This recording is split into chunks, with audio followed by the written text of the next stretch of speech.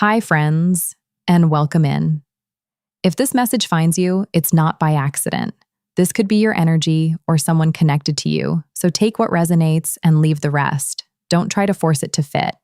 And if you feel guided, go ahead and like and subscribe so these messages keep finding you. With the Astro Dice roll, we're sitting in Mercury and Capricorn in the 10th house. So this is a lot of thinking, a lot of evaluating, long-term decisions, life direction, career, stability, someone really trying to figure out what actually makes sense for their future, not just emotionally, but practically.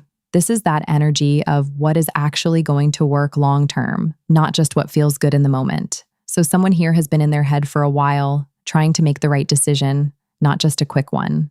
Looking into the recent past, we have thinker clarified by soulmates, and then TikTok clarified by action. And this feels like someone who has been thinking deeply about a connection that they know is significant. This isn't surface level attraction. This isn't something casual. This is something that has weight to it, something that feels fated, something that feels like it means more than just a moment. And I feel like for a lot of you, this is that kind of connection where you don't really understand why it affects you the way it does, but it does. You find yourself thinking about it more than you expected, replaying things, questioning timing, wondering why it didn't happen yet, or why it hasn't progressed the way you thought it would. And with TikTok here, there's this pressure building around time, like something has been delayed, something has been paused, or something has been sitting in limbo for too long, and now it's reaching a point where it can't just stay in thought anymore. Action is required, and I've seen this before where someone stays in their head for so long that eventually it becomes uncomfortable to not move, like the inaction itself becomes heavier than the decision. Moving into the present energy, we have Angel of Love clarified by Blossoming Abundance, and this is where things begin to open. This is not just love in a romantic sense. This is love that aligns with your life, love that supports growth, love that feels expansive instead of draining. And what's really interesting here is that this energy doesn't feel forced. It feels natural, like something that is unfolding rather than something that needs to be chased. Blossoming abundance tied to this shows that this connection or this path has the potential to grow into something stable, something fulfilling, something that brings both emotional and material alignment. So for some of you, this is love that also connects to lifestyle, to stability, to future planning, to building something together. And that's why this decision feels bigger than just, do I like this person? It's more like, does this align with the life I'm trying to build? And I feel like for a lot of you, the answer is yes, but it requires change.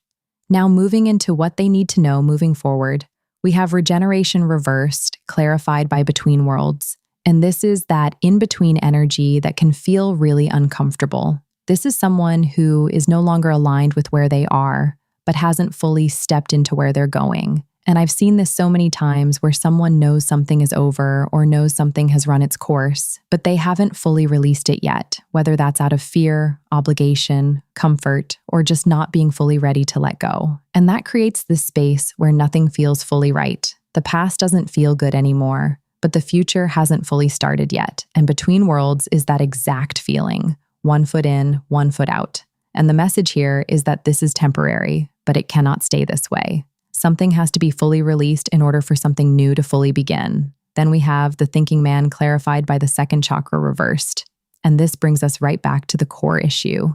Overthinking instead of feeling. This is someone trying to logically process something that is actually emotional and intuitive. The sacral chakra reversed shows that the passion, the desire, the creative spark is not there anymore in whatever they're currently tied to. And I feel like that's one of the biggest indicators here. Something that used to feel alive, exciting, or aligned doesn't anymore. And instead of fully acknowledging that, there's this attempt to think through it, justify it, make it make sense. But you can't logic your way into feeling something that isn't there. And I feel like deep down, this person knows that. They can feel the difference between what feels alive and what feels forced. And when you zoom out and look at everything together, there is a very clear storyline. There is a soulmate level connection that has been on someone's mind for a while. Something that feels significant, something that feels aligned, something that has the potential to grow into something abundant and stable. But at the same time, there is another situation, another path, another version of life that is no longer aligned, no longer fulfilling, no longer carrying that same energy. And the hesitation is coming from the weight of what needs to change in order to move forward. Because this isn't just a small shift, this is a life shift. This could involve career changes, financial decisions, leaving something behind, stepping into something new, possibly even dealing with third parties, family expectations, or longstanding beliefs about what stability is supposed to look like. And that's where the supporting energy comes in. Pluto in Leo in the second house. This is transformation at the level of self-worth and value. This is not just about what you want. This is about what you believe you deserve. And Pluto doesn't do surface level change. It transforms things at the core. So this is someone being pushed to recognize their worth in a deeper way, to stop settling for situations that feel safe but unfulfilling, and to step into something that actually reflects who they are now. And with Leo here, this is about confidence, authenticity, being seen, not dimming your light to maintain something that doesn't match you anymore. And the second house ties this into real life. Finances, stability, lifestyle. So this is about building a life that actually reflects your value, not just maintaining one that looks stable from the outside. And I'm going to say this in the simplest way possible. This isn't confusion, this is hesitation. Because when you strip everything else away, the feeling is already there. The knowing is already there. It's just a matter of whether or not someone is ready to fully act on it. If this resonated, go ahead and like and subscribe so these messages keep finding you. And trust what's coming up right now, because it's not random, it's guidance. I'll see you in the next one.